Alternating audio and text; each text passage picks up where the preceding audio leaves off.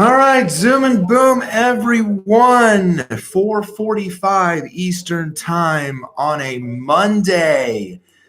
A new series, a new thing. Yes, I told myself for a long time I was going to do some kind of sports show. I wanted to do it. And now we're going to kick this thing off. The Monday Sports Grind.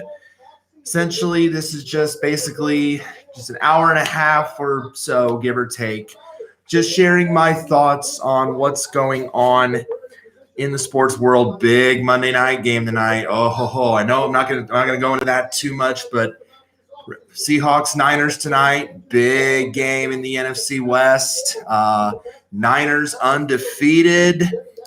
And it's going to be a tall order for Seattle. I mean, I would love to see the Seahawks come out on top in that one tonight, but going into San Francisco in that environment against that defense, I understand that Russell Wilson has been playing outside of his mind at an MVP level. I get it.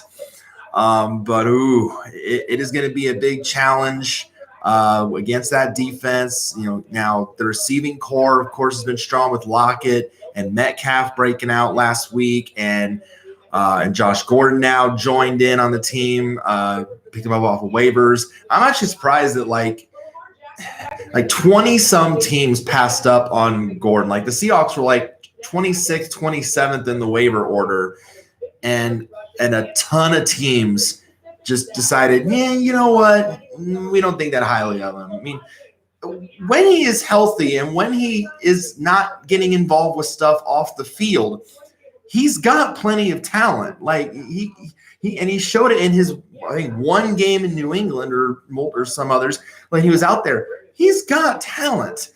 So, I mean, Pete Carroll might be taking a little bit of a gamble doing this in a way, but if it gives Russell Wilson another weapon, they lost already their tight end in Disley for the year. Granted, the backup had 2 touchdowns last week, including the game winner, Hollister.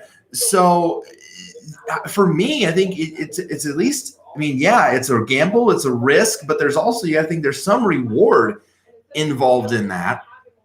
Is it going to be a challenge tonight for the Seahawks? Yes.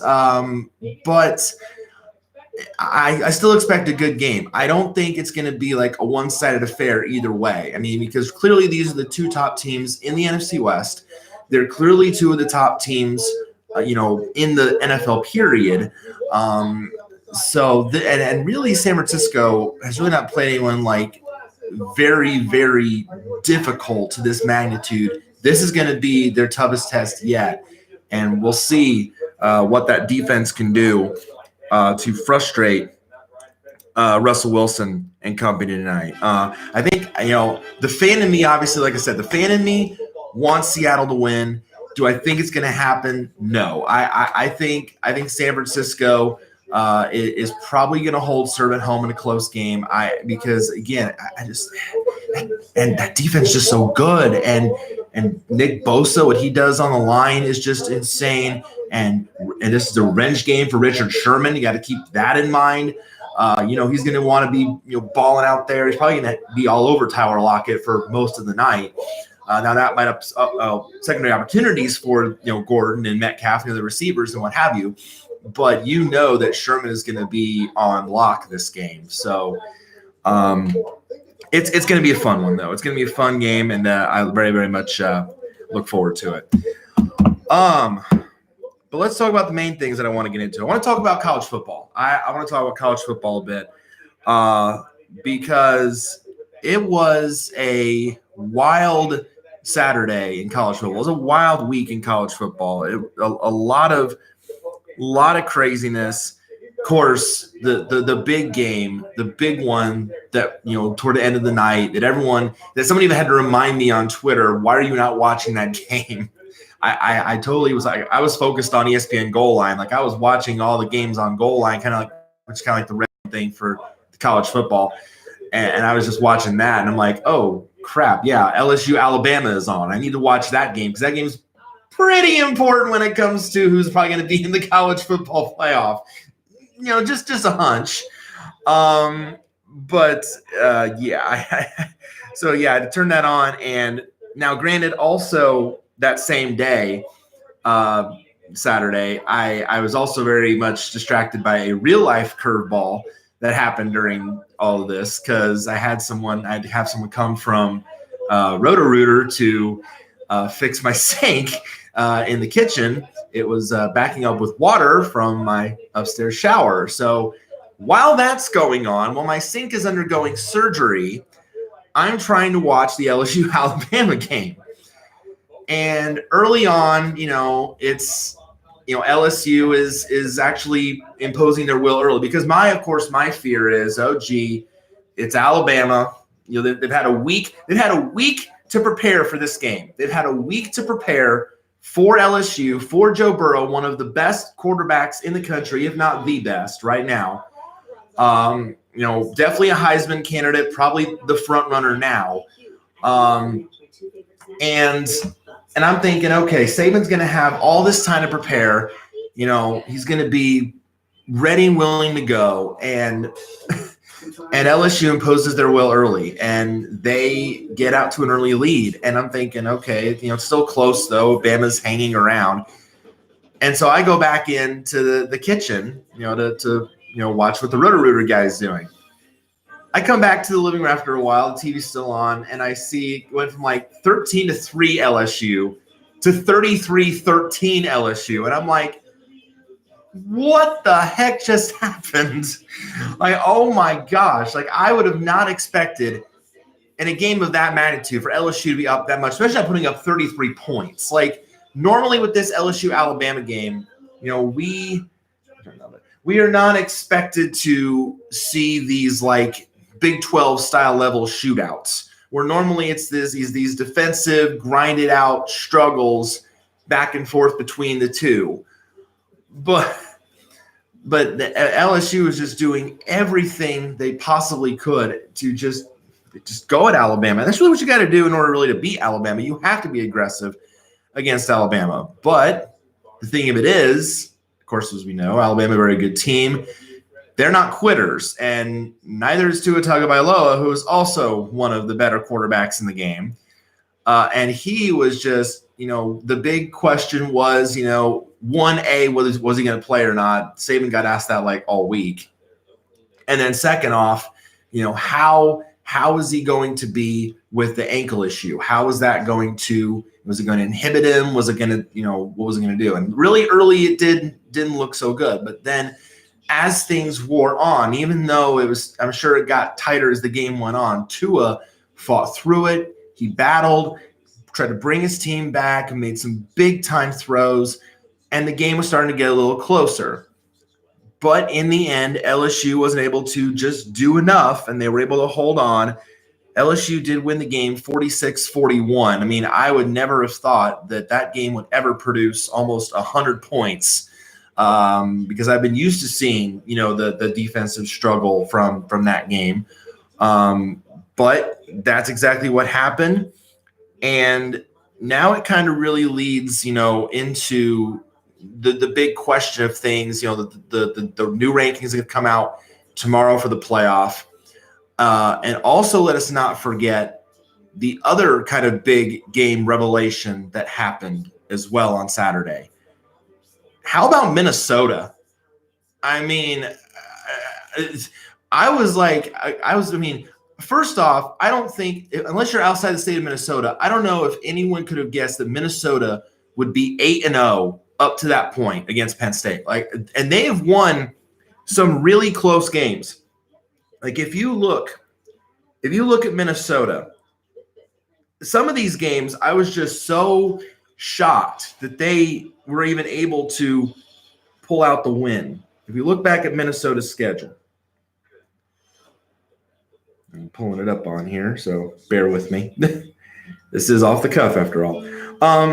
Do remember, week 1 of the season, the very first week of the season, actually Minnesota's first 4 games of the season were all decided by 7 points or less. All 4. Do you remember this was a team that was challenged by South Dakota State? Now, South Dakota State is one of the top-ranked teams in the FCS. And they are, and for good reason, because they're a very good football team. And they've also, and South Dakota State has beaten Division I teams or FBS teams before. So it wouldn't have been a bad thing necessarily if Minnesota had lost to South Dakota State. In fact, I believe I picked South Dakota State to win that game that week, because there's always an FCS upset that happens on the first couple weeks of the season, at least one. Somebody goes down, and maybe I thought it'd be Minnesota, but Minnesota pulled it out. They won 28-21. Then they have to go at Fresno State.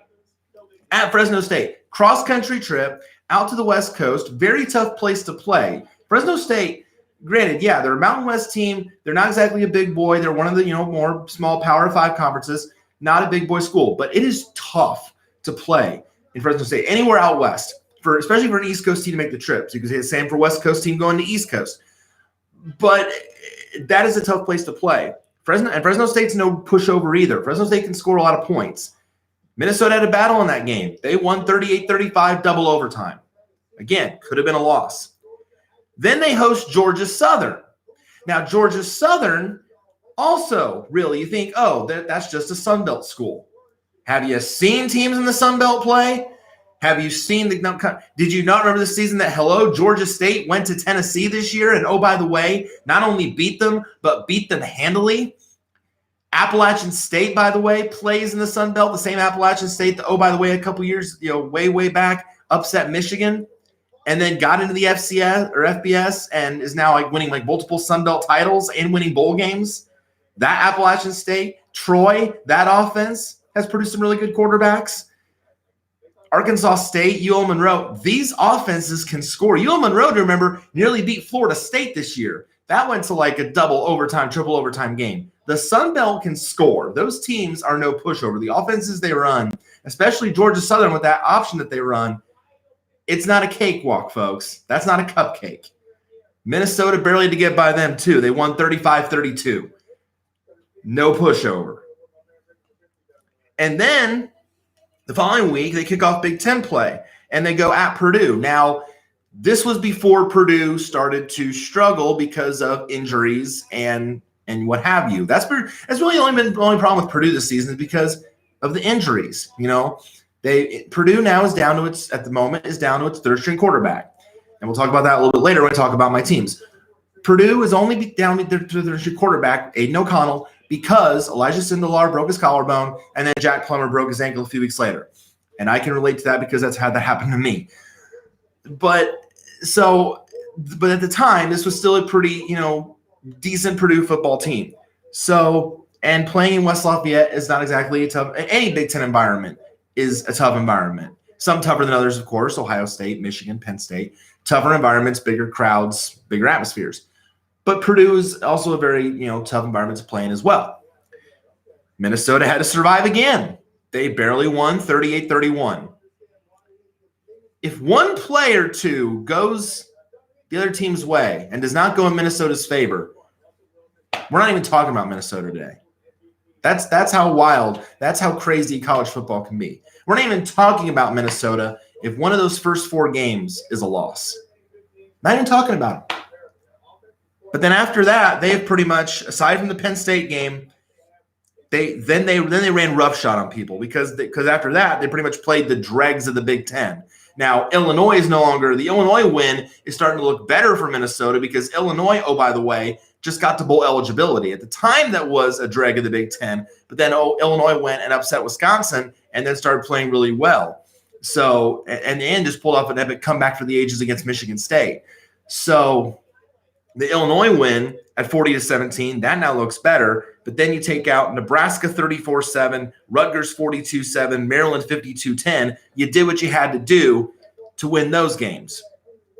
And then you pull off one of the biggest wins ever in Penn State at home in front of the home crowd. And you're 9-0, and you pretty much now control your destiny to win the Big Ten West. I mean, that division now is yours for the taking, Minnesota. It is clearly yours for the taking. Now, granted, the schedule of the last three games, certainly not easy. Again, the Big Ten isn't easy as a whole, but it usually isn't, except the lower tier teams.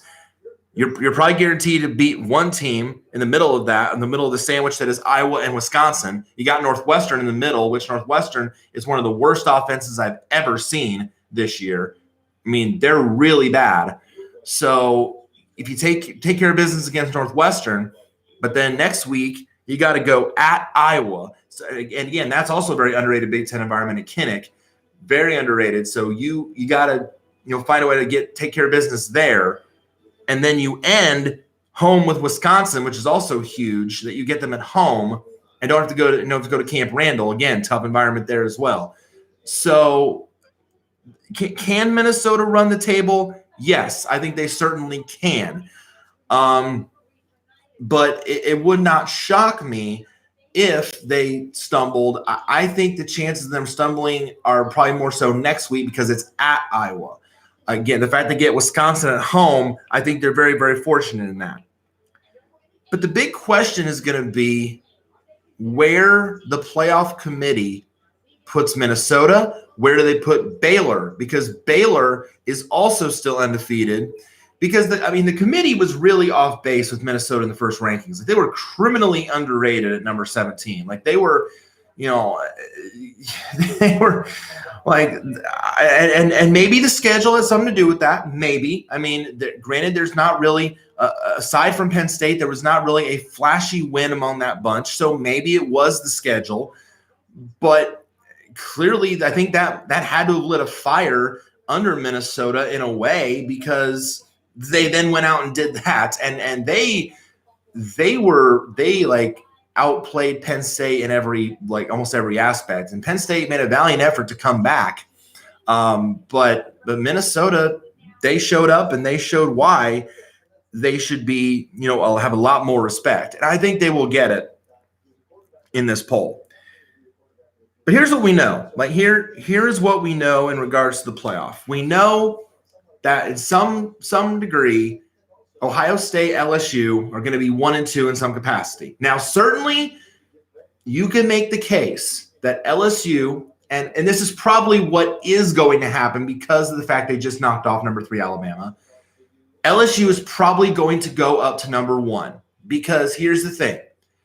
The committee doesn't really value its previous rankings or the previous games. I mean, yes, every game matters, quote unquote matters, but with the committee, they're doing a rankings up until that point. Like, they're not really factoring in what they've done prior. It's a complete refresh, if you will. It's like hitting the refresh button on your web browser, or when you're trying to, if a page freezes or you can't get it to open and you hit the refresh button. That's kind of what the committee does every single week. They're then taking a look at all the teams again and saying, okay, we're looking at everybody again at what happened this week. Now where do we rank them? But they do take into account the games of what happened, this past week. So that's why I think, even though they had Ohio State originally number 1 in the rankings, and that was well deserved, because let's face it, Ohio State has been nothing short of impressive this season. They have been absolutely very impressive. There was a lot of talk, of course, after Urban Meyer is no longer coaching. Woe is us. I never thought that way at all. I never thought that. Now full disclosure, I don't like Ohio State. I don't. I'm really not a big fan of Ohio State. I don't like their swag. I don't like the attitude. I don't like, kind of the, this, oh, we're better than you, attitude. I've never liked that for any team in college football or any sport, regardless. But you got to give them credit. You got to, because they are just tearing apart everybody. This past week was the second time this season they put up a 70 burger on somebody. They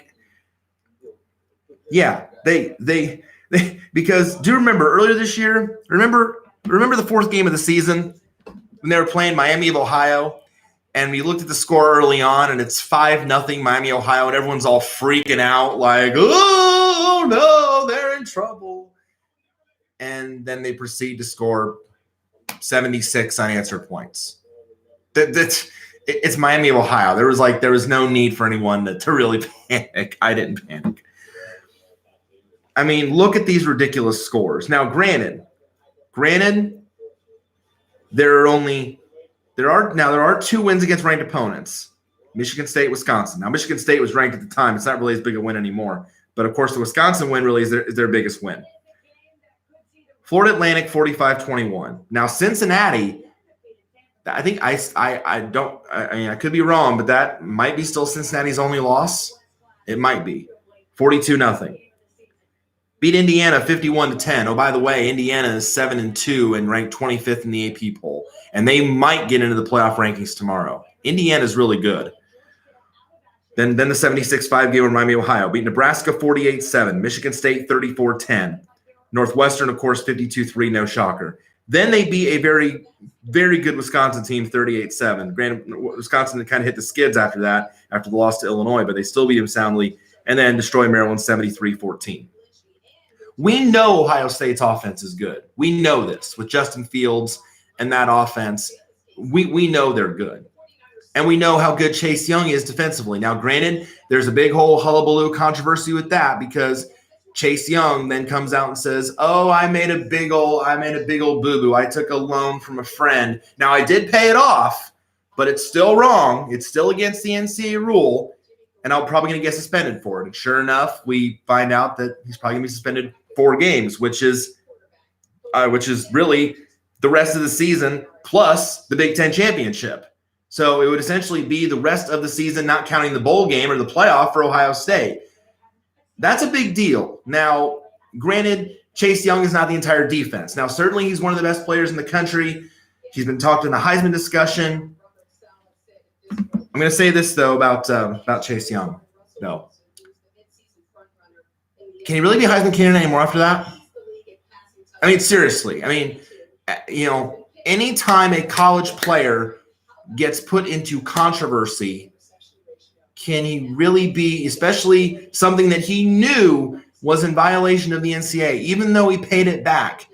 I'm glad that he was up front and that he admitted it, but can he still be in the Heisman debate after that? It's interesting. If he's still in the Heisman debate, if he's and granted, I don't think it's going to happen, but if he wins, is that no better than what Reggie Bush did? Is that no better or worse than that?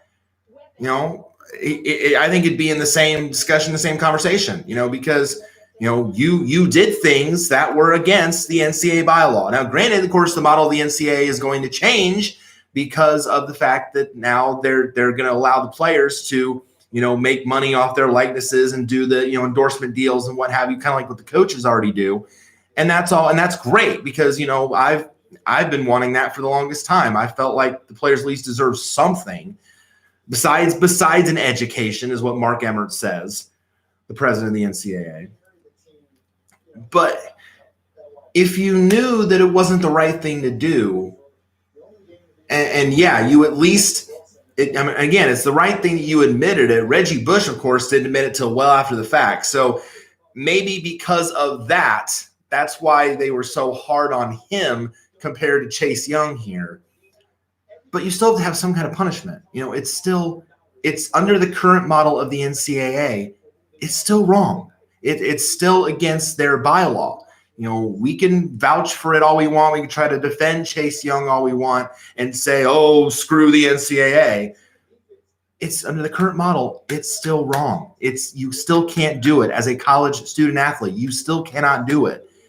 So, of course, I would love to see Chase Young play because he's a fun player to watch. Ohio State's a fun team to watch.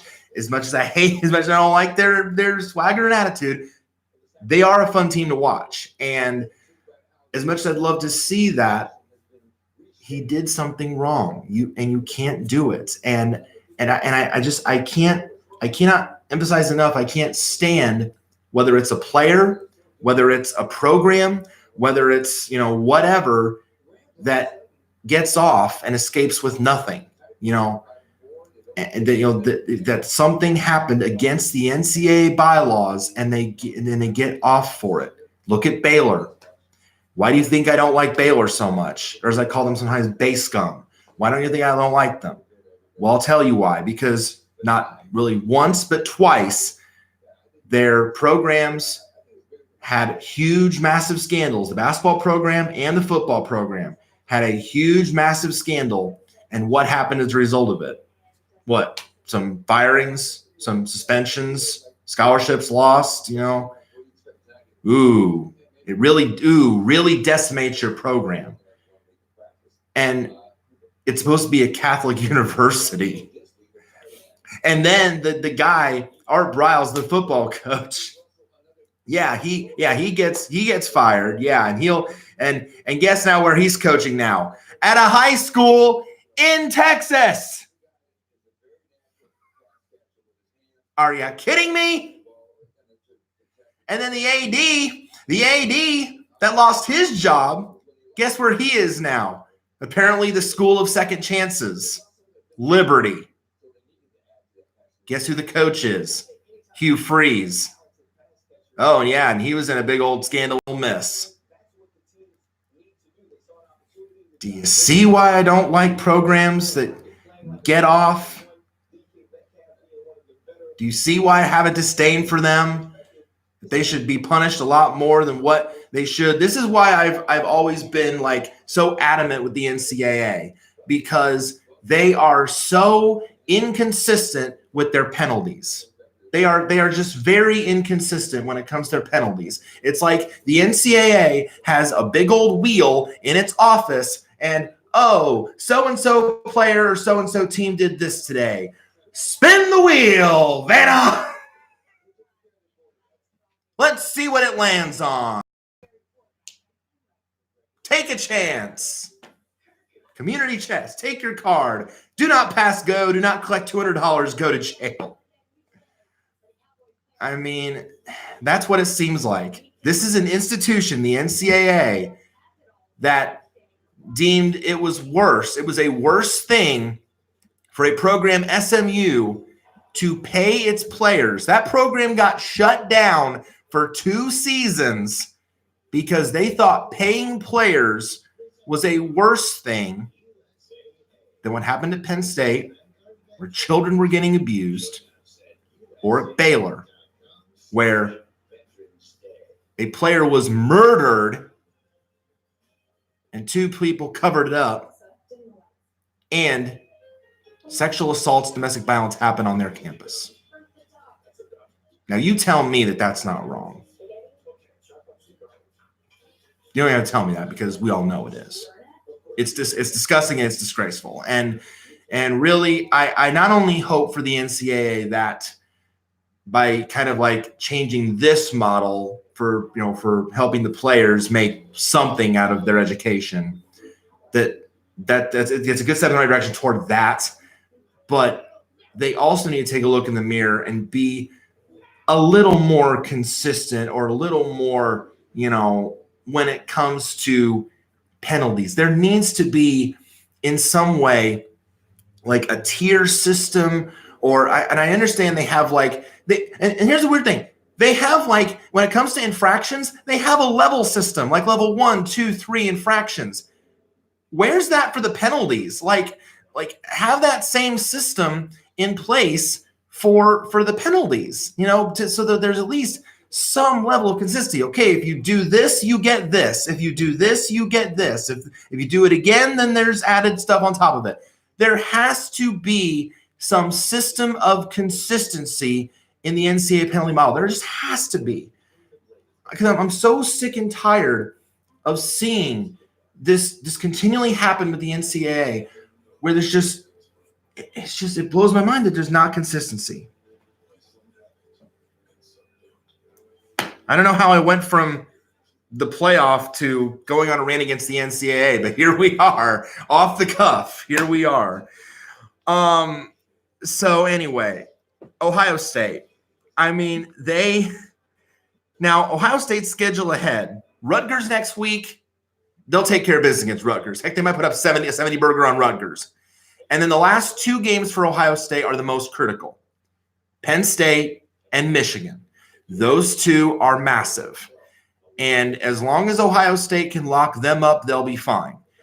So now if it were me, and I always say this, I would never want to be in that committee room. Like, I would never want their job. Now, it'd be fun, don't get me wrong, like maybe for a day just to see what it's like. Yeah, I would at least, get in like on a mock drill, mock exercise, something like that. Like, okay, how do you guys do it?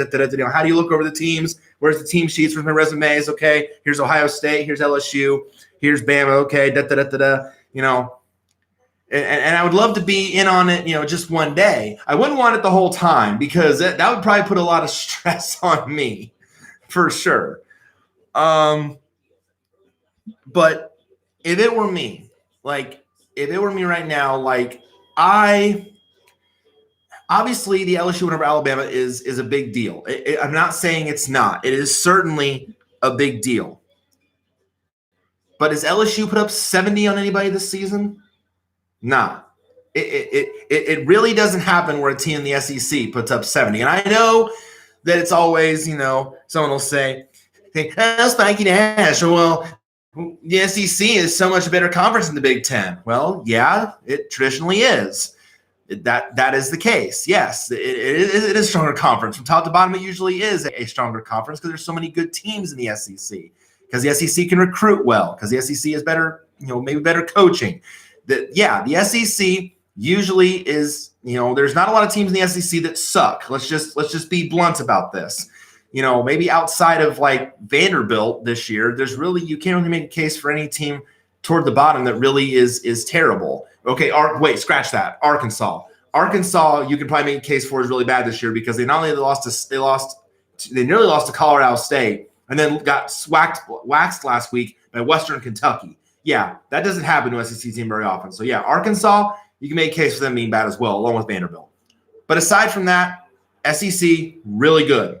So do I expect LSU to put up 70 points on a team? No, I don't. Nor do I do that for Alabama, unless they're playing said Arkansas or Vanderbilt. But no. But I got to feel like if the committee put Ohio State at number one first, for a reason, and they took care of business against, yes, a Big Ten team, albeit a bad one, then why punish them for that? Now, if you punish Ohio State for anything and you drop them down to 2 and put LSU ahead, I don't think you're really punishing Ohio State as much as you're putting LSU at 1 because they beat Alabama. So, or if the committee does factor in, they say, yeah, we're kind of factoring in the whole Chase Young thing and dropping Ohio State to 2, then okay. I think that would be a forgivable reason as well to put Ohio State down to number 2. I think what I would think would happen, I would probably keep Ohio State at 1 because of how impressively they are beating teams. I'm just looking at that overall. I would probably keep Ohio State at number 1 because of that reason. But what's probably going to happen is LSU will probably leapfrog Ohio State and become number 1 because of the fact they beat Alabama. Now they've established the 1 and 2 are probably going to be LSU, Ohio State in some capacity. What do we do now with Alabama? Because there's a lot of people that, I read a lot. I read a ton of college football articles all the time. And I look at them and they say, oh, that's very interesting. The committee put Alabama at number 3 because in the history of the college football playoff era, no team that started the rankings at number 3 went on to win it all. Isn't that interesting? That's very telling and very interesting about that. So I think very interesting. And now here's the thing. If Alabama had, let's say that 33-13 halftime score, let's say that remained constant for the entire game and that there was no comeback by Alabama. Do we really keep Alabama in the top 4 after that? Really? Had LSU kept the foot on the gas, had not enabled Alabama, had Tua not played outside of his mind to generate a comeback, are we talking about Alabama potentially still staying in the top 4? I don't think we are because Alabama, fought so hard to come back. They looked there like when they were trying that comeback, they looked like one of the 4 best teams. And is that not the goal of the committee? It is the goal of the committee to get the 4 best teams into the playoff. That is their goal. It has always been their goal regardless. So if Alabama had gotten blown out, I don't think they could have stayed in. Now, the question would have been, well, then who do you put up there? And that is a big question because you got to look at the teams below them and see, what they have done. And, but for now, I think Alabama is probably going to stay in the top 4 because it would totally shock me. Like, if the committee say the committee, like, if they put in like a Baylor or a Minnesota up into, they're obviously both those teams are going to go up into the top 10 because A, they're still undefeated. B, they're only those two are only 2 of 7 undefeated teams left this season.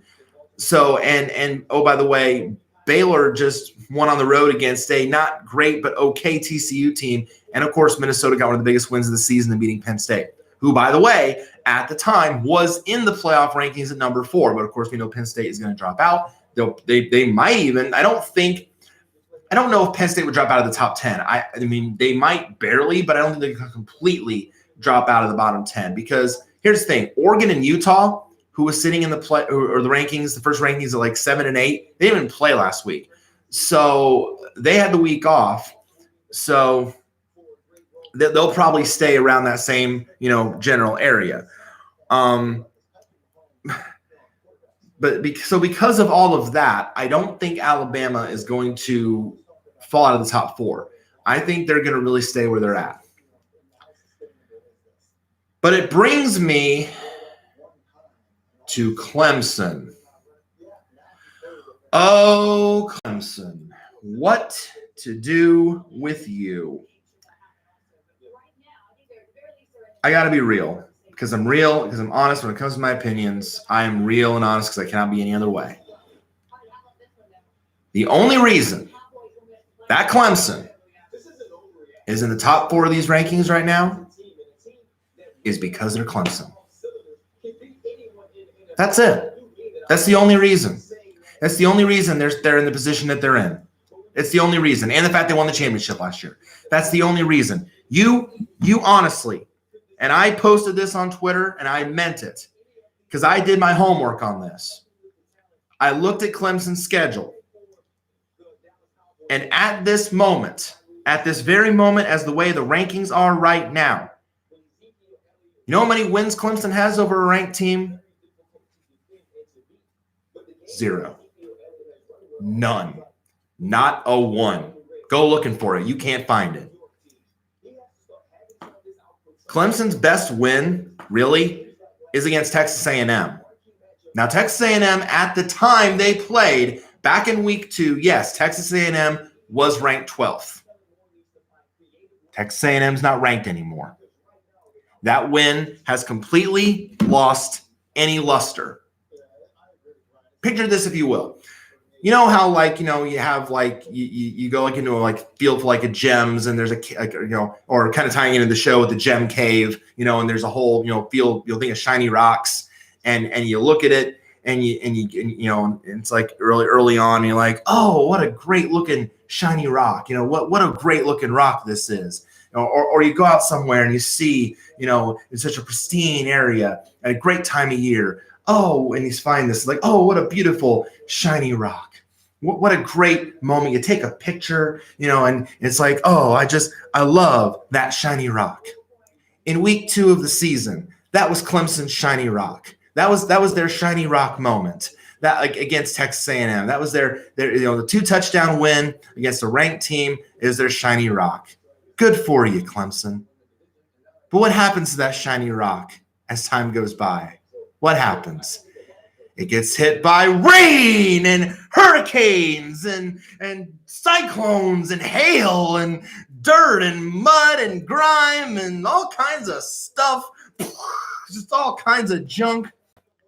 And that rock, and it's also called erosion. And that rock goes through a little bit of decay, doesn't it? And that rock, like when you saw it all those weeks and months ago, Not as shiny as it once was it? No, it's. You look at it and you remember that picture that you took at the very first time, and now you kind of hold it up side by side and you go, that's the same rock? No, that can't possibly be the same rock, but it's the same rock. It's a lot more disgusting now. That's that win now for Clemson, because Texas A&M, woo, no longer ranked. No longer ranked. Look at this. Look at this. Look at this cupcake sandwich of teams that Clemson has beaten. Consider the following: Georgia Tech, 52-14. Remember when Georgia Tech was good? Remember when that triple option was hard to defend against? Yeah, not so much anymore. At Syracuse. Do you remember the week before that game, Syracuse got waxed by Maryland 63-20? And that loss looks a lot worse for Syracuse now, doesn't it? Remember when Syracuse was ranked at the start of the year? Good times. That's definitely a shiny rock that got hit by erosion.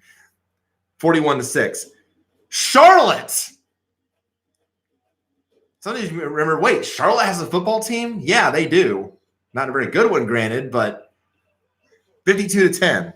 Now, they did beat Carolina close. North Carolina, that's also a decent win, because North Carolina is a program, kind of on the rise, with the freshman quarterback and Mac Brown there turning it around a bit. So that's not nothing, but it's, Carolina not ranked, not where they need to be, but still won.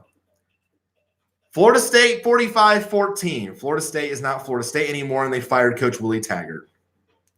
Louisville, 45-10. Remember when we thought Louisville was a thing for a while and they beat Wake Forest 62-59? Again, good times. The shiny rock gets eroded. Boston College, 59-7. Boston College has looked good at times this year. Boston College just lost to Florida State, who then fired their head coach the week before. Shiny rock gets eroded. Then they beat something called Wofford. 59-14, an FCS school. I know what Wofford is. 59-14. And then last week, beats NC State 55-10. NC State is not very good at college football. Look at that plate full of just delicious cupcakes that Clemson has been chewing on. And you want to put that in the playoff? Are you kidding me right now? Wake Forest next week, and Wake Forest probably won't be ranked anymore when the new rankings come out. Wake Forest used to look really good, and then they got their doors blown off last week to Virginia Tech, a team that earlier this year, oh, by the way, weren't they the same team that got housed by Duke 45-10?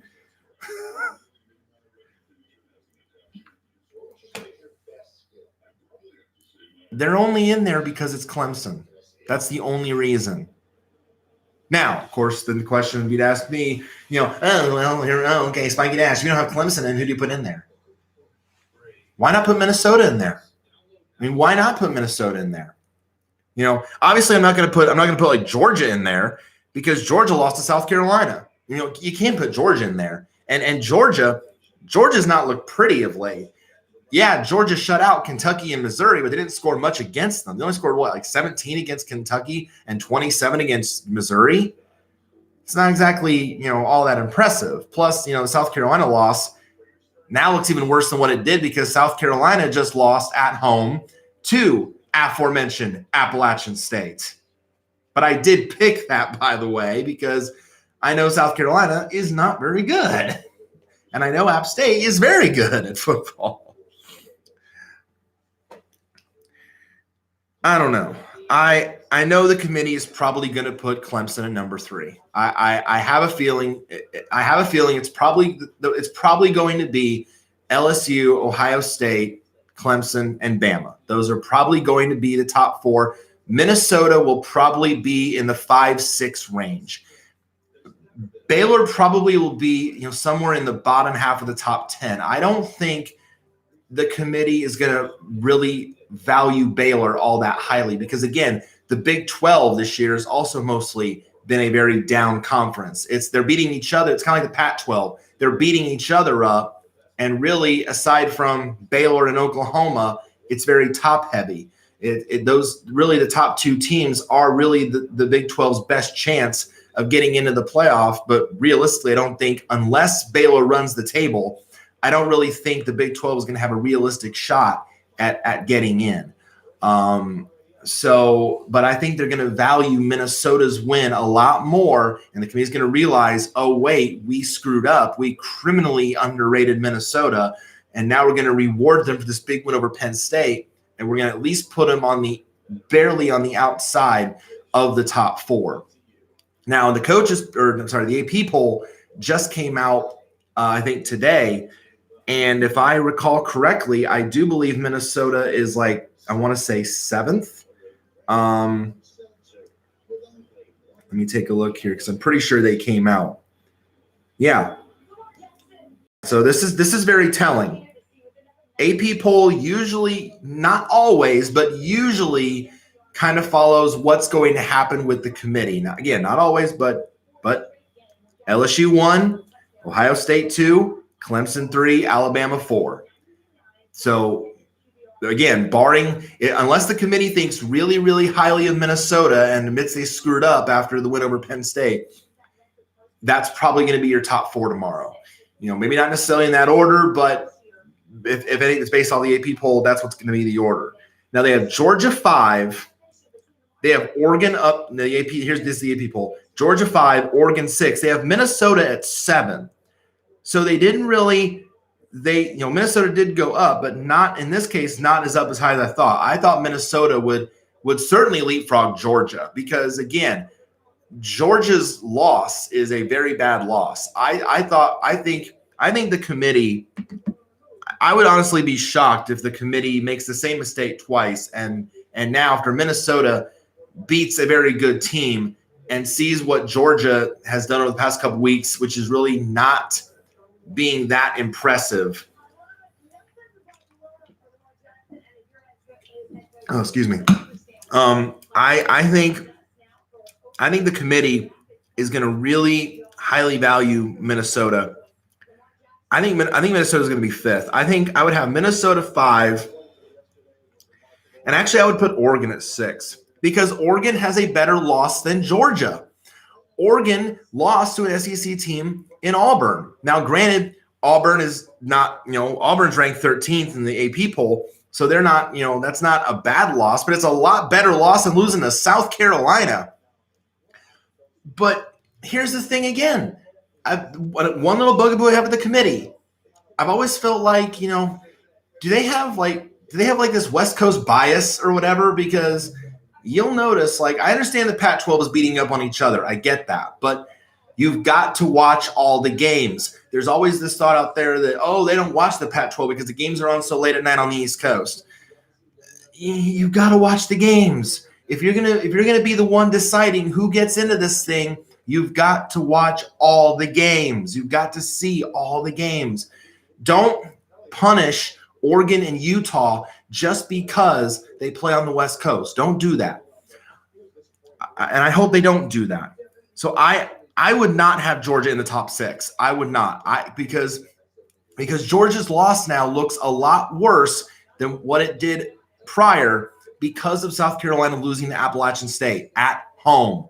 It just looks so much worse now. So I would have, if it were me, I would agree with the top 4. I really, as much as I would say that Clemson, in my eyes, Clemson would not be in, or at least not be number 3. Maybe they'd stay at 4, but I would not have Clemson at 3. But again, because it's Clemson, because they're defending champs, and because that's because of name alone, that's why they're here. They haven't beaten anybody of substance, but because they're Clemson, they're going to be in that spot. As much as I dislike it. So it would be LSU. Yeah, I would say LSU is probably going to be over Ohio State. Okay, let me say this. If it were me personally, Ohio State would be 1, LSU would be 2. I'd probably keep Bama at 3. Then I'd put Clemson 4. And then I'd have Minnesota 5, Oregon 6. That's how I would rate them. But what it's probably going to be, it's going to be probably that top 4 of the AP poll. They're probably going to align with the AP poll. So it's going to be LSU 1, Ohio State 2, Clemson unfortunately will probably be 3. Alabama will stay in the top 4 at number 4. And again, I'm hoping that the committee really highly values Minnesota's win. I hope that Minnesota gets put at 5. I really do, because I think they have proven. Granted, again, the rest of the schedule is also going to be prove-it games for Minnesota going forward. But I think Minnesota, needed that win to really show something, and I think they did. So Minnesota certainly deserves to be barely on the outside. They beat the number 4 team that was in the playoff. They need to at least be on the page. So I think Minnesota should be 5. And again, I would have Oregon at 6. Because again, their loss to Auburn is way better than Georgia's loss to South Carolina. And Georgia has not looked impressive over the last couple weeks. So I would not have Georgia that high. So we'll see. We'll see what the committee does. Where do they put, those teams? Is Utah affected by all this at all? How far does Penn State drop? Do they drop out of the top 10? And where do they put Baylor? Where do they put Baylor now in all this? And now what do they do with the group of 5, with the non-Power 5 conferences? Who now takes the lead in that? Because you got a lot of good. If you look here at the AP poll, you've got Cincinnati now leading at 17, Memphis at 18, Boise State at 19, SMU 20, Navy 21. All 5 of those teams now are pretty much all together. That's how close they all are. And we saw in prime time the SMU Memphis game. That was almost as fun, if not more fun, than LSU Bama. That game. For ABC to get that in prime time, that was huge, because that was a fun game to watch. Those were 2 really good offenses. The American has some really good offenses. It reminds me in a way of the Sun Belt or the Big 12 in these shootout games with Cincinnati and with Memphis and SMU, who's the real deal, beat TCU earlier this year, and Navy. That offense absolutely outstanding. And Boise State, always tough to play in their environment. It's going to be a fun showdown just between those 5 to see who's going to get into the Cotton Bowl on New Year's Day. So it'll be very, very interesting to see what happens with all of those teams. A couple new teams, by the way, in the AP poll, by the way. Texas is back in the ranking at number 22. Congrats, by the way, to Indiana. They are in the ranking number 24. So congrats to the Hoosiers at 7-2. And Oklahoma State also is back in the rankings. Oklahoma State's very much been in and out of the rankings this year, but they're back in number 25 at 60 or at 6-3, 25th. And the first team out, surprisingly enough, is Appalachian State. So how about that? They after the win over South Carolina, they almost got back in the rankings. So kudos to App State. Also seeing votes there: Kansas State, A&M, Wake Forest, Louisiana Tech's getting some votes. That's good, 25 votes. Virginia, San Diego State, Virginia Tech, Iowa State, Washington, Pitt, Air Force got 2 votes. UCF, North Dakota State got 1 vote. That's interesting. Who's giving a vote to North Dakota State? USC and Illinois. And Illinois got 1 vote. That's interesting. Dropped out of the rankings. Kansas State, no surprise after they lost to Texas. Wake Forest, again, lost, got creamed by Virginia Tech. And San Diego State, who lost to Nevada. I'm hoping that the committee, I'm always hoping the committee gets it right. There have been a couple times where I've disagreed with their ultimate decisions. There's the one year where I thought that Alabama or Oklahoma, one of the 2, didn't deserve to get in one year, and they did, and it really irritated me because I thought the other team should have got in. I think it was the year that Ohio State, I thought, deserved to be in. I think it was last year. It was last year because Ohio State won the Big Ten championship, and I watched them in person beat Northwestern. And usually you think, you win a power conference championship, you get in.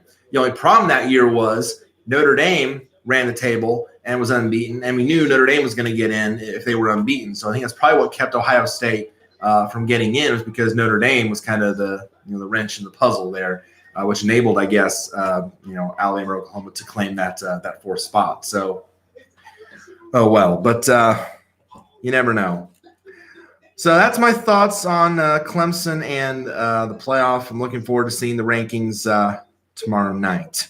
A couple more things. I've almost got an hour already. How about that? Good timing. Minor league hockey thing.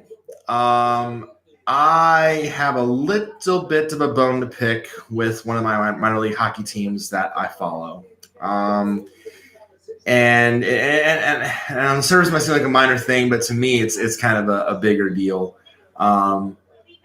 Because I'm very, very, very close actually to, I guess, because I have a lot of favorite teams that I follow and that I track and that I like to, cheer for and root on for different reasons, whether it be, just the unique team nickname or, color or, of course, the mascot, what have you.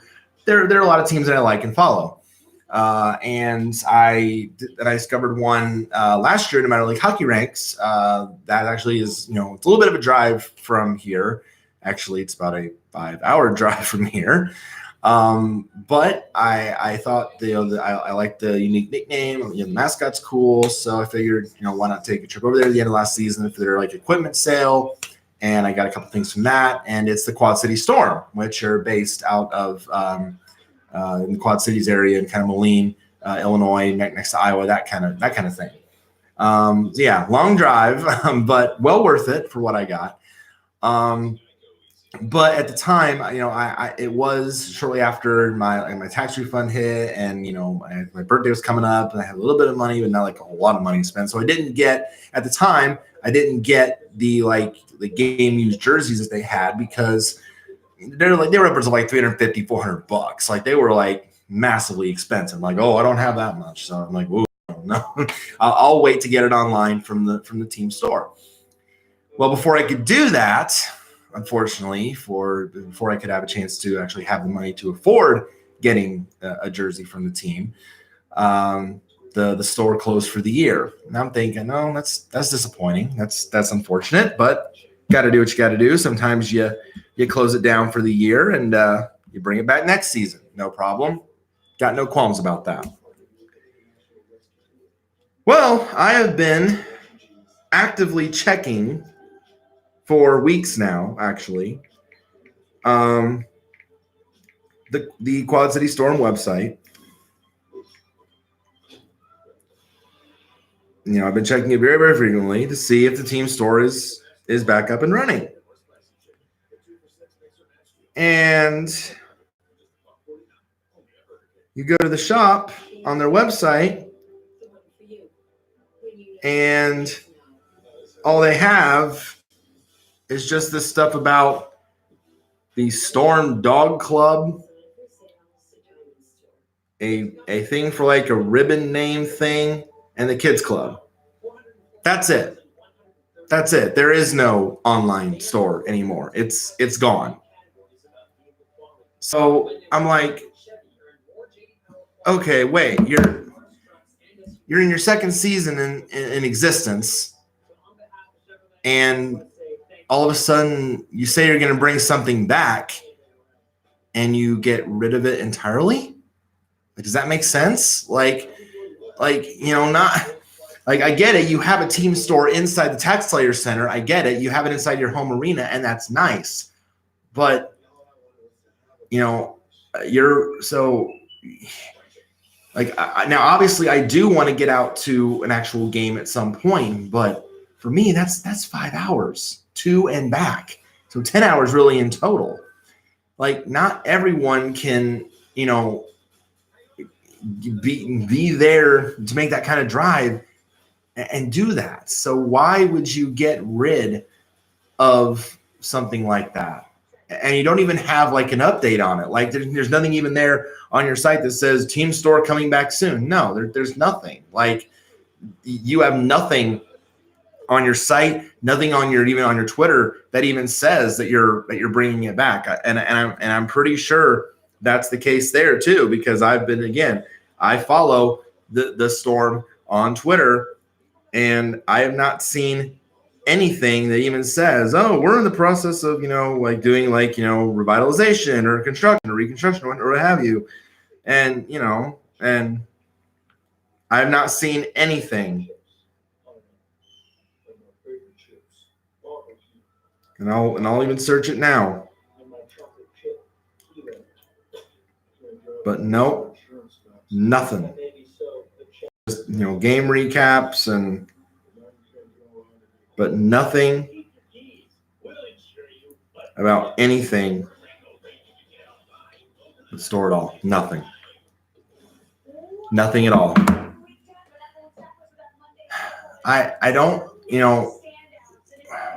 marketability is a big thing when it comes to trying to be successful, especially if you're in a minor league. Like if you're going to be, a big time, seller, a big time proponent, a big time, if you want to make it and be successful, marketability is a massive, massive deal. You have to make money somehow.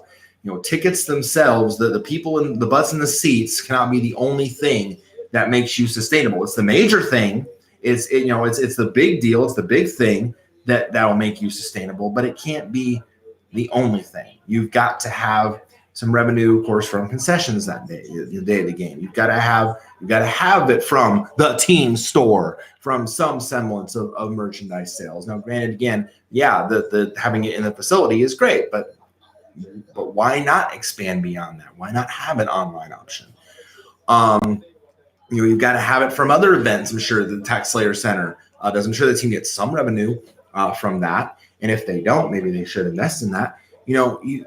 I see timeless stories time and time again of minor league hockey teams not being successful because either A, they don't get the attendance, which usually is the major reason, or B, they find themselves in so much debt they don't garner enough revenue from the other stuff that it's not sustainable. They don't have a way to do that. So it's always painful to see, every time, such and such team folds because or moves because of this. Well, it's happened to me here in Indiana countless times, and I hate telling this story, but for the purpose of this show and for as much as it pains me to bring it back, I'm going to tell it.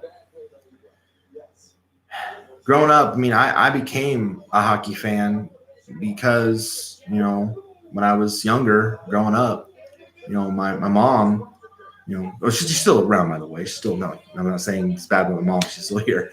I'm very grateful for that. She would take me to Indianapolis when I was younger. We would go to what was then Pepsi Coliseum, which is now the Indiana Farmers Coliseum, I think is what it's called now. It's changed names multiple times. And we would go to the Coliseum to see the Indianapolis Ice play. Minor league team that was in I believe the Central Hockey League at the time. It started out in the International Hockey League and then they moved in the Central Hockey League later on. And I never seen hockey in my life. I knew hockey existed, but I never watched a game, never watched on TV, never seen anything before.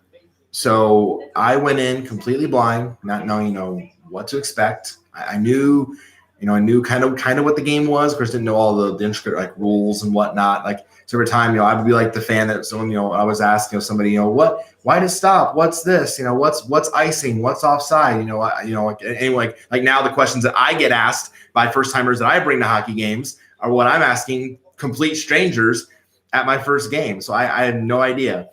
So they fill me in, and thankfully people, hockey fans usually are a nice group of people. Hockey fans usually really cool. They're really nice. They'll fill you in. If they know it's your first game, like, oh, okay, just, whatever, ask me anything. They'll tell you what's going on.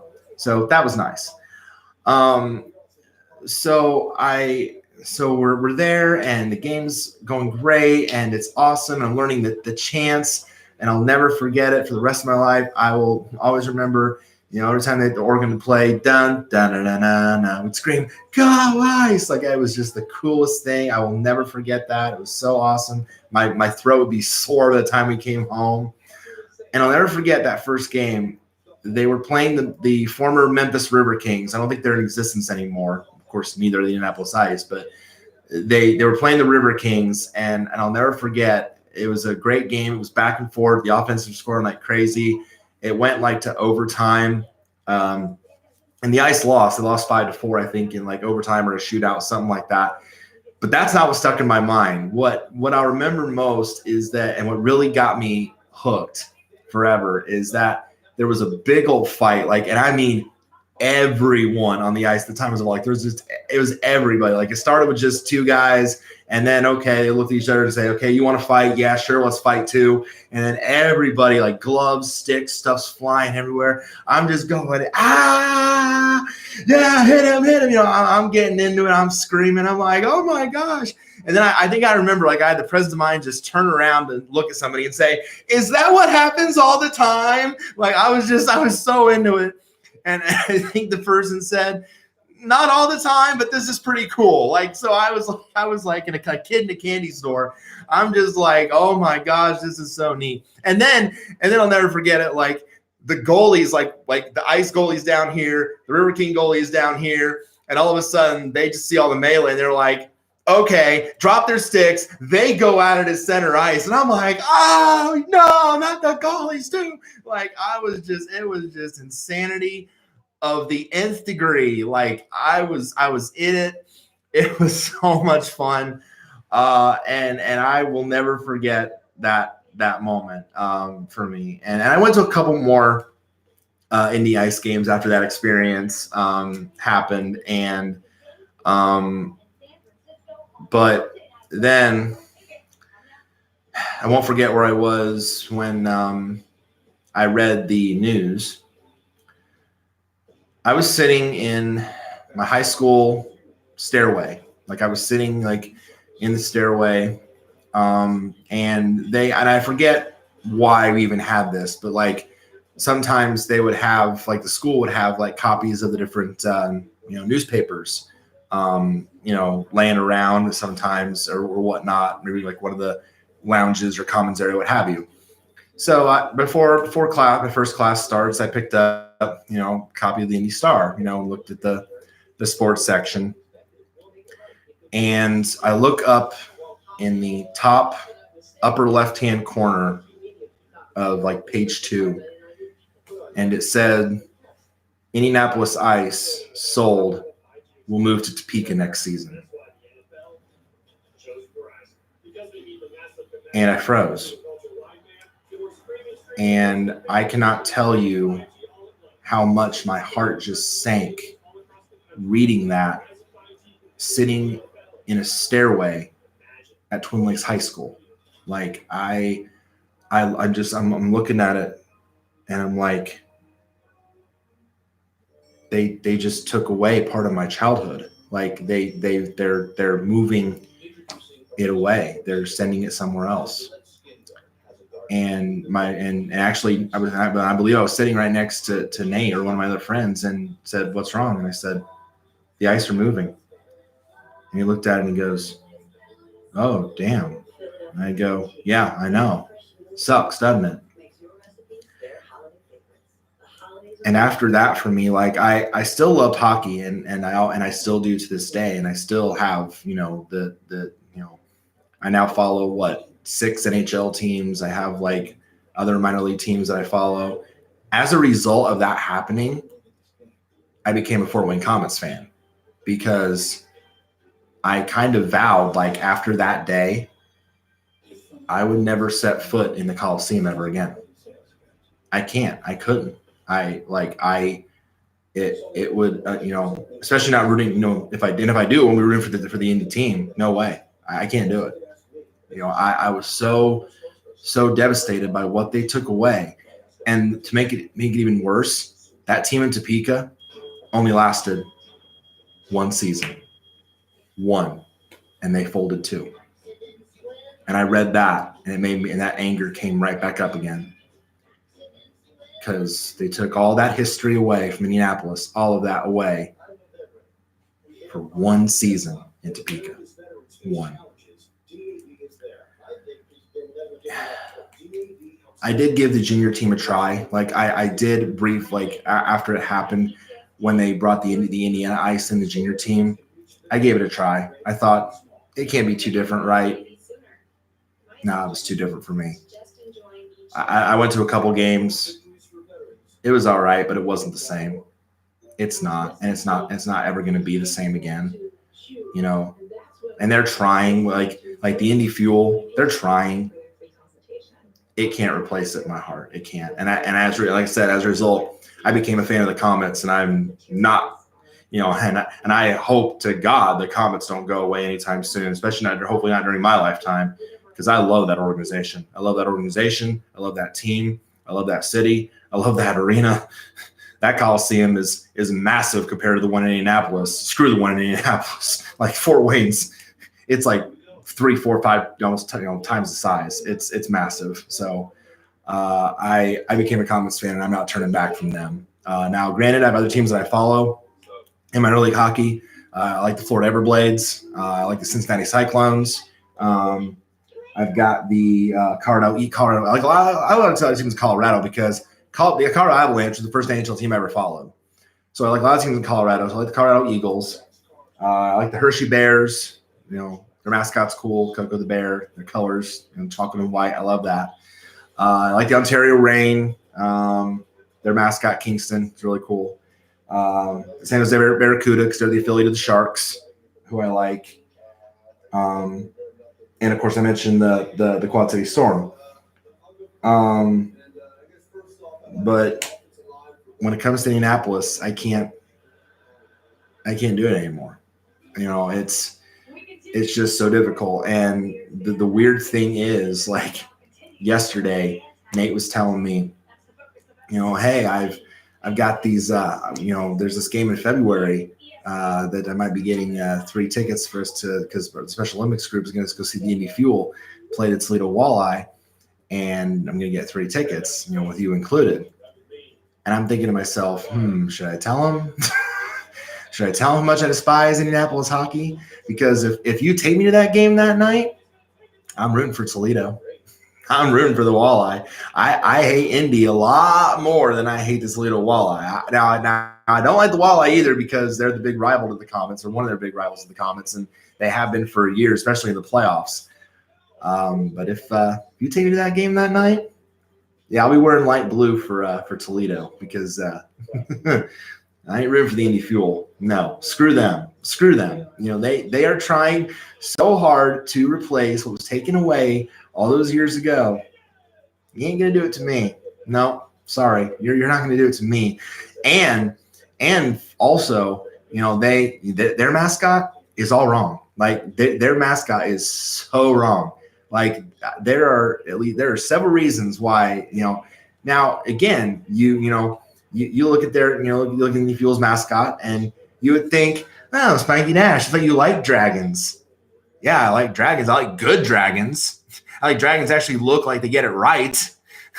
And Indy failed on so many levels with that. The name is totally wrong. I gave him like several great suggestions for the name. They picked Nitro. Okay, whatever. That's kind of stupid. And there's other things that are just so wrong with it. I don't want to go into detail now. I might do it in a separate video or a separate Monday Night Grind. I won't do it in this one, but oh my gosh, it's just it's not good. And another reason is because the Indy Fuel decided, oh yeah, we'll affiliate ourselves with the Chicago Blackhawks, who I'm also not very fond of. Except for Tommy Hawk. Tommy Hawk has warmed me a bit. Like after I met Tommy Hawk in the Mascot Hall of Fame, he's kind of grown on me a bit. So I'm not mad at Tommy Hawk anymore. I unblocked Tommy Hawk on Twitter. If you're a mascot and you get unblocked from me on Twitter, consider yourself lucky and that you've become in my good graces, because that means I don't think so low of you anymore. So and you're not taking me off anymore, because at first I thought Tommy Hawk was like cocky, arrogant, whatever. When he paraded the inflatable Stanley Cup around at the mascot games and in my face at the stage at the Jimmy Buffett concert, I thought, okay, whatever. This is why I don't like you. And then I met him at the Mascot Hall of Fame, and actually he's pretty cool. So I forgave Tommy Hawk after a long grudge. But Indy, not anytime soon. Unless you do something real extravagant or do something really, or your mascot finds a way to not be fake anymore, then I ain't doing it. I ain't doing it. No. So if Nate takes me to that on February 1st, go Walleye.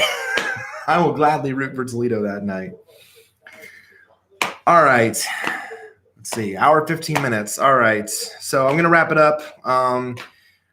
I've done this on Twitter a lot lately, every Monday, and I figured I'd save it for this last little section for the opening show. So I am a big fan of Colin Cowherd. I'm a big fan of the sports commentators that tell it like it is, that aren't afraid to say what they mean, say what's on their mind, speak their mind. Don't sugarcoat, don't BS. Just say the truth, state the facts, say the truth. And Colin Cowherd does that. Keith Olbermann does that. Dan Dockich does that here in Indiana, in his show in Indianapolis. They say, they speak the truth. They let it out. They're not afraid to hold back. And that's what I love, honesty in sports journalism.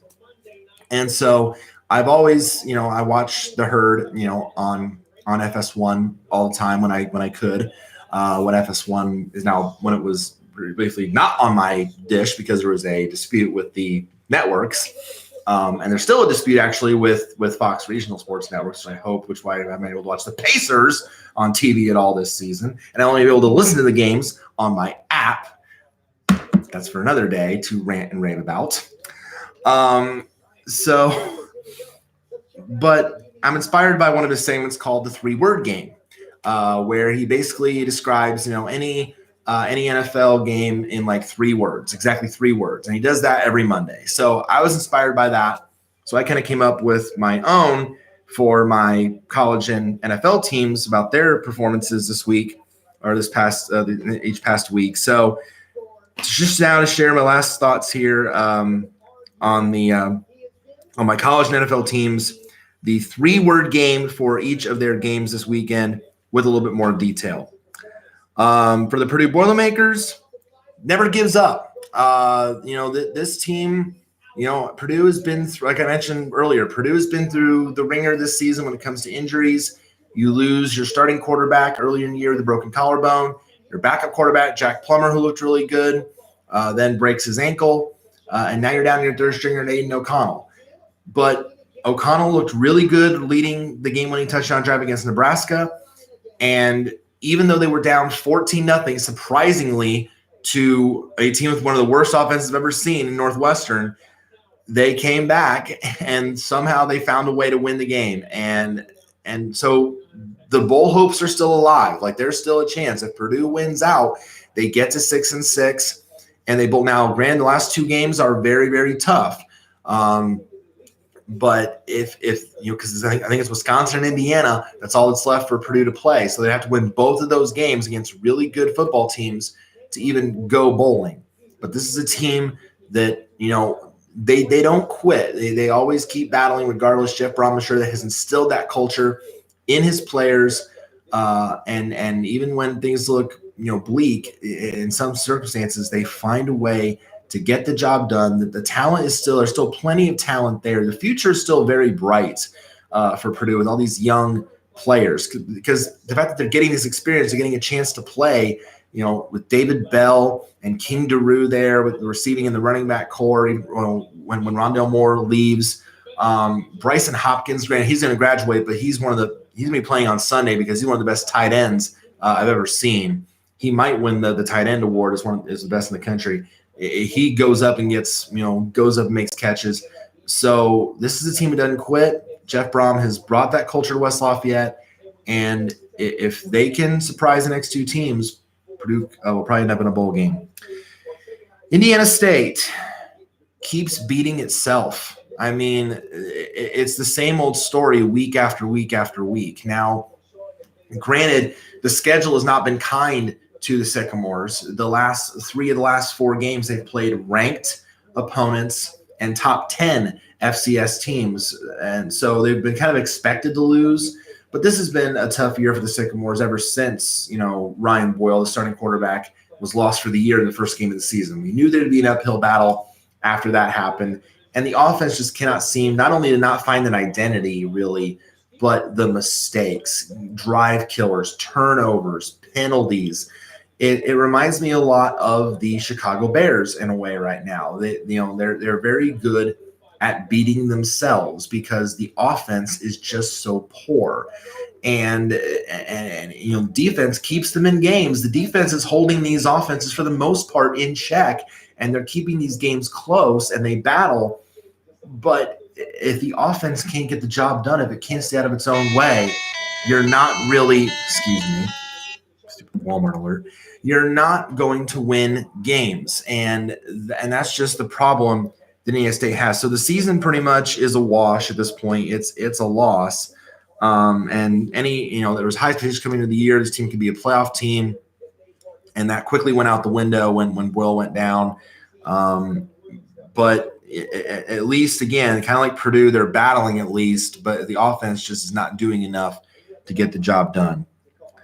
TCU Horned Frogs, Cumby's got to go. I mean, let's not kid ourselves. What the heck was the offense doing at some of those points against Baylor? I mean, Max Duggan has been a great quarterback for this team. And Alex Delton just left the program. Like, he was the start of the year, but then we quickly found out that, Delton's not the best accurate quarterback, so he makes more plays with his legs and with his arm. So we put Duggan in there, and then he's becoming the better quarterback. Granted, his accuracy still kind of can be hit or miss at times, but he's clearly the better thrower. He's now making more plays with his legs as well. This is clearly Max Duggan's team. But now Delton is left, and the keys now are over to Max. But you've got to wonder, why is TCU struggling so much this year when they have all this talent? They have two of the best running back tandems in the Big 12, if not the country, in Darius Anderson and Shewa Olanolua. They have Jalen Reagor, one of the top receivers in the country. They have all this talent, and sometimes they're not letting those playmakers make the plays. Like, why is Shewa carrying the ball at certain times when it should be Darius Anderson, who's been your main back most of the year, but he's more of the speedster? Shewa was kind of the big power runner. He's the grinder. He's getting extra yardage. Darius Anderson is the speedster. He's your shifty, kind of east-west guy. Shewa is your north-south guy.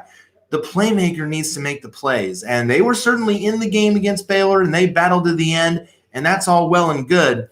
But if you can't get the job done, if you can't get it done against a big team like that, then the question marks are still going to be there. So very, very much debatable. I think the consensus, from what I've read in TCU blogs, is that there's got to be a change at some point. If because this season TCU is going to be fortunate also to get to 6-6. It's going to be because again the Big 12.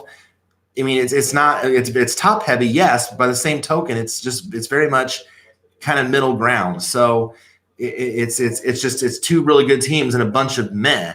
So it just kind of it's an average team. So there might have to be a change for TCU.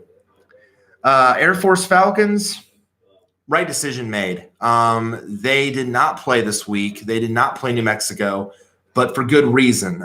Because unfortunately, there was a student athlete at New Mexico who passed away. Under the circumstances, they felt that it was not right to play that game. Look, Air Force gets it. They clearly, they understand that they're when a school or a situation like that is hurting, when a community is hurting, there are bigger things besides that than football. They take a step back. We'll reschedule the game. We'll let you grieve. So it's going to take 2 weeks. So basically, it was a bye week for Air Force, which is fine.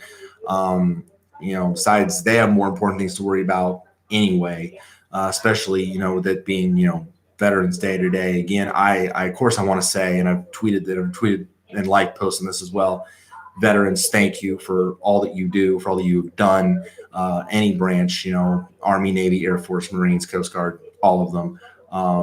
You enable, us here to do what we do every single day of our lives. And were it not for what you did. So much, much appreciated.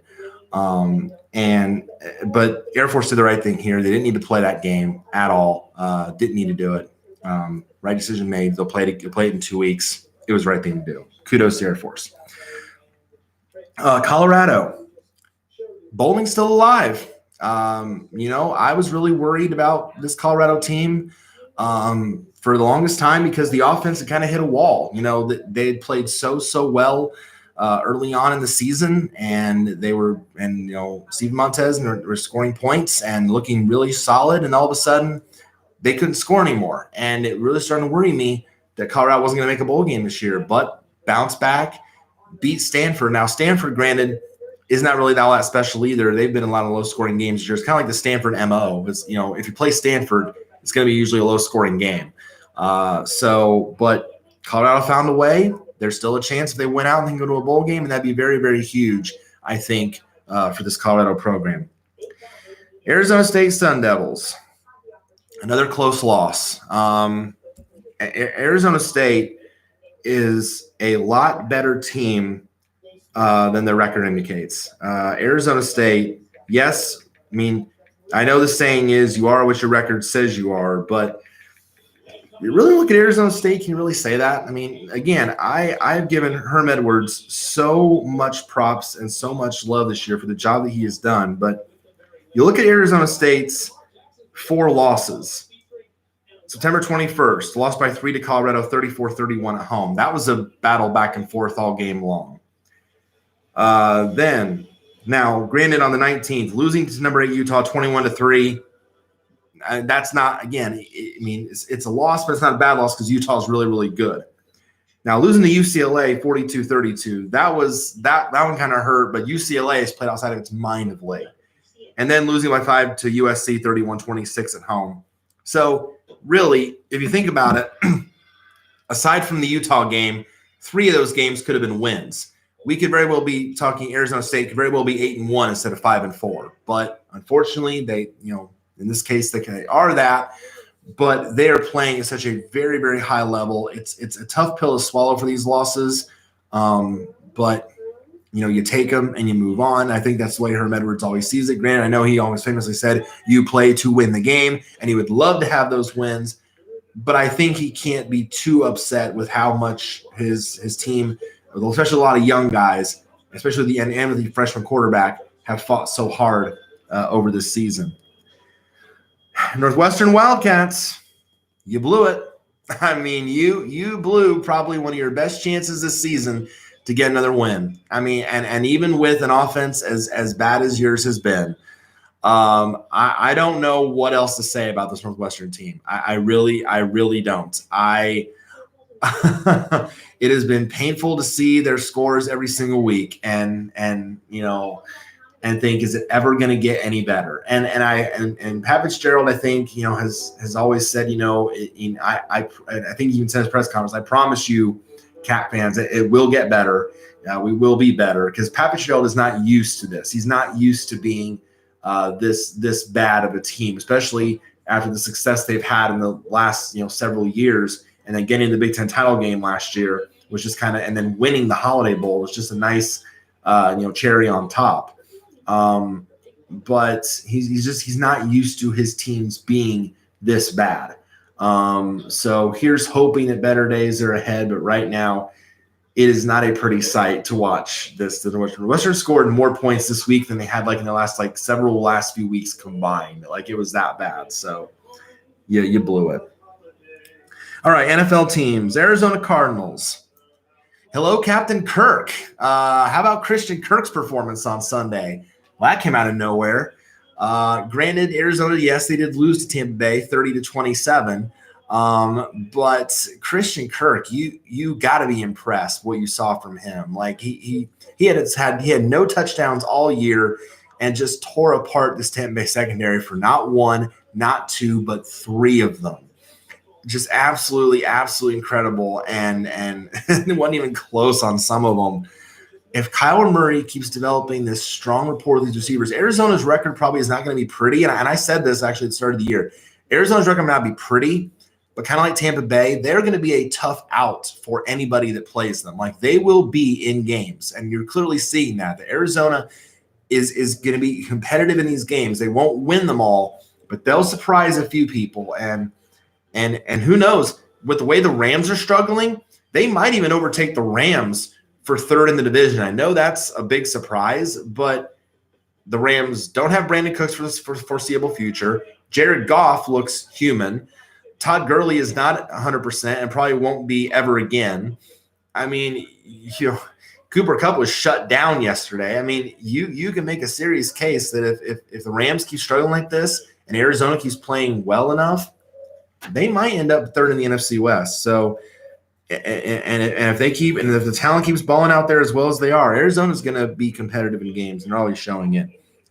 Detroit Lions, Stafford's day off for the first time in 136 consecutive starts. And it came as a surprise to all of us. It kind of came out of the blue at the last minute that he wasn't going to play because of the fractures in his back. And it was just, and actually the NFL, I just read, the NFL is not going to look into the reports on that because the Lions, said first he practiced most of the week, then he was limited throughout the week, and then listed as questionable on the injury report, but they never declared him out until when we all knew it, the day of. Now, some of the players have said, no, we knew he was going to be out on Saturday, but no one else knew that until the day of.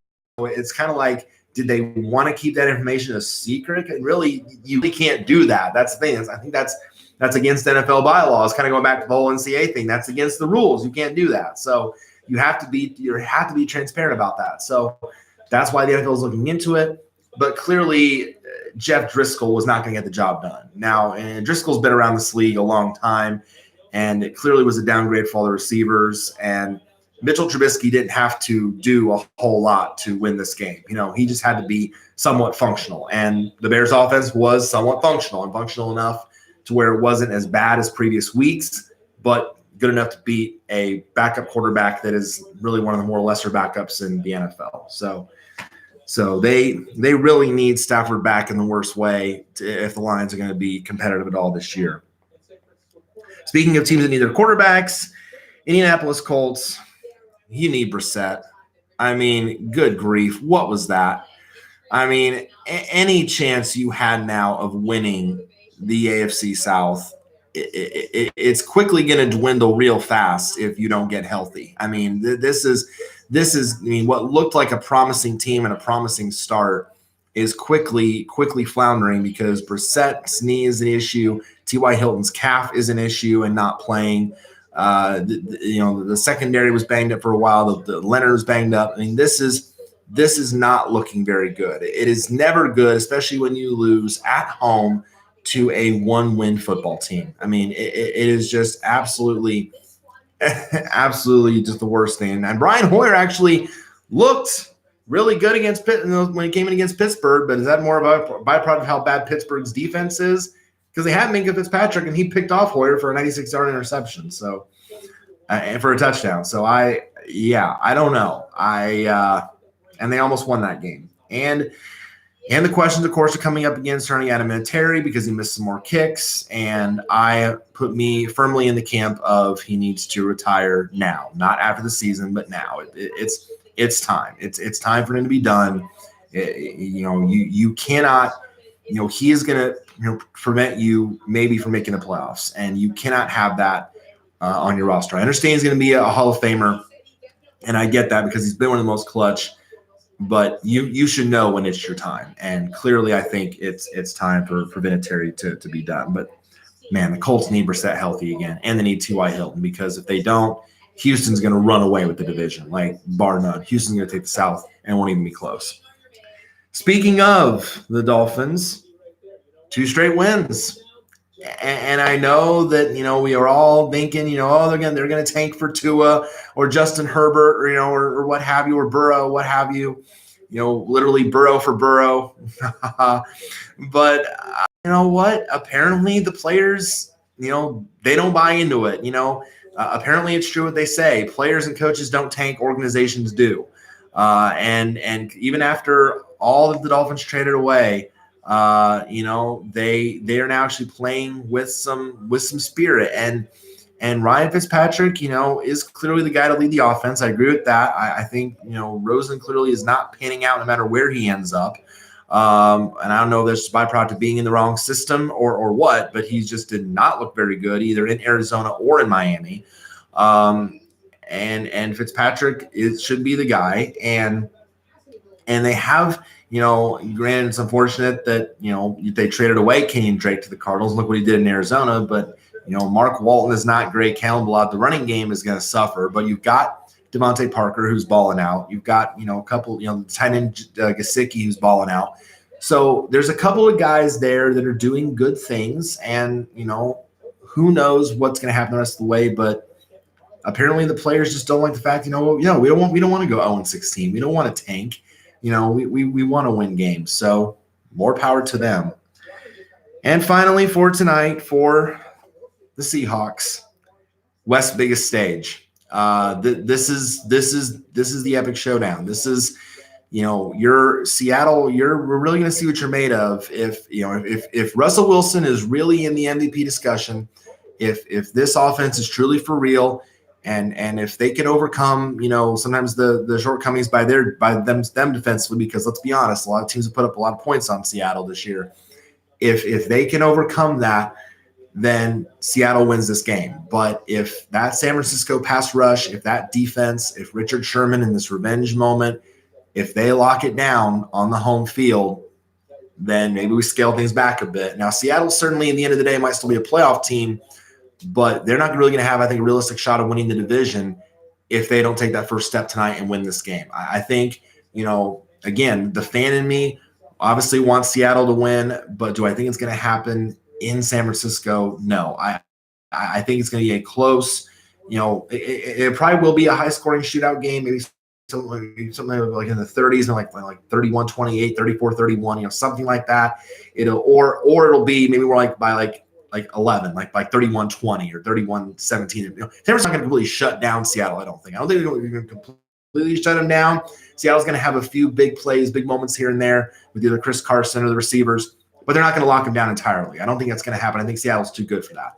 So I think it's going to be something along the lines of 31-20, 31-24, 31-28, something along that line. So, but I still think San Francisco at the end of the day is going to win it because I just see them as too good and too talented.